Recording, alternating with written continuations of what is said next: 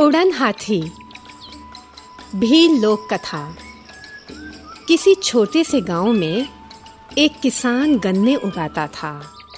वह अपने खेत में खूब मेहनत करता और आशा करता कि फसल बहुत अच्छी होगी। एक सुबह उसने देखा कि खेत से बहुत सारे गन्ने गायब हैं। अगली सुबह भी बहुत से गन्ने गायब थे।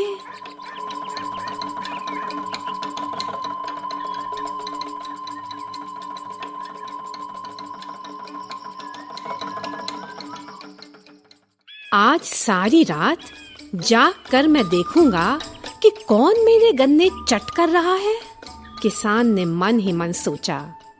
उस रात किसान खिड़की के पास बैठकर खेत की रखवाली करने लगा। चांद उगा तो किसान ने आसमान में एक छोटे बिंदु को बड़ा आकार लेते देखा। वह एक हाथी था जो सीधा उसके खेत पर उतर रहा था। आश्चर्य में पड़ा किसान उसे नीचे उतरते देख रहा था। नीचे उतरकर हाथी आराम से गन्ने खाने लगा। किसान चुपके चुपके खेत में पहुंचकर इंतजार करने लगा कि हाथी कब खाना खत्म करे। खाना खत्म होने के बाद जैसे ही हाथी उड़ने लगा, किसान ने लपक कर उसकी पूंछ पकड़ ली और वह भी उड़ने लगा। शीघ्र ही अपने खेतों से उड़ता हुआ किसान इंद्र देवता के राज्य स्वर्ग में पहुंच गया। स्वर्ग सुंदर सुंदर फूलों और पंछियों से भरा था।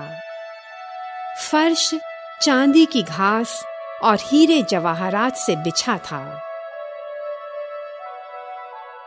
किसान राज दरबार में पहुंचकर इंद्र से बोला,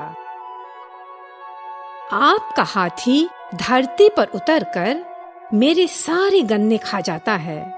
मेरी फसल चौपट हो गई है। मुझे बहुत दुख है। मेरे राज से तुम जो ले जाना चाहो ले लो। मैं इस बात का पूरा पूरा ध्यान रखूंगा कि फिर वह नीचे उतरकर तुम्हारी फसल को बर्बाद न कर पाए।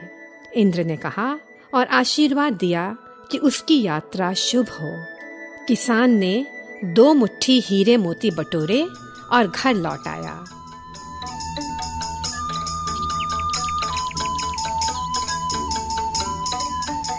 उसने अपने लिए एक बढ़िया घर बनवा लिया और बहुत अमीर आदमी बन गया।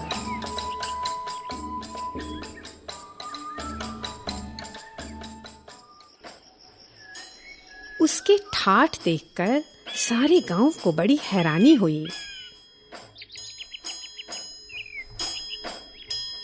एक दिन कुछ गांव वालों ने किसान की पत्नी से जाकर पूछा, तुम्हारे यहाँ इतना सारा धन कहाँ से आ गया? क्या खेत में गड़ा खजाना मिल गया? किसान की पत्नी ने उन्हें सारा किस्सा सुना दिया। उस शाम गांव वालों ने निश्चय किया कि वे हाथी को ललचाकर नीचे उतार लाएंगे। जब हम स्वर्ग जाएंगे तो 2 मुट्ठी से ज्यादा हीरे मोती बटोर कर लाएंगे, उन्होंने कहा।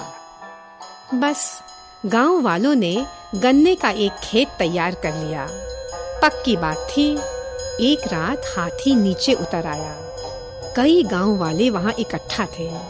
एक गांव वाले ने उसकी पूंछ दबोच ली और देखते ही देखते हाथी के पीछे गांव वालों की एक लंबी कतार उड़ने लगी।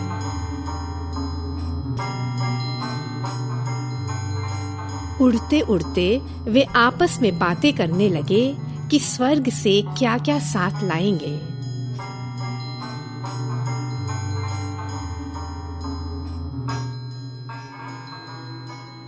जिस गांव वाले ने हाथी की पूंछ पकड़ी थी, जब उसके बताने की बारी आई तो खुशी से भरपूर वह बोल उठा, मैं इतने सारे हीरे जवाहरात संग लाऊंगा और ऐसा कहते कहते उसने अपनी बाहें फैला दी।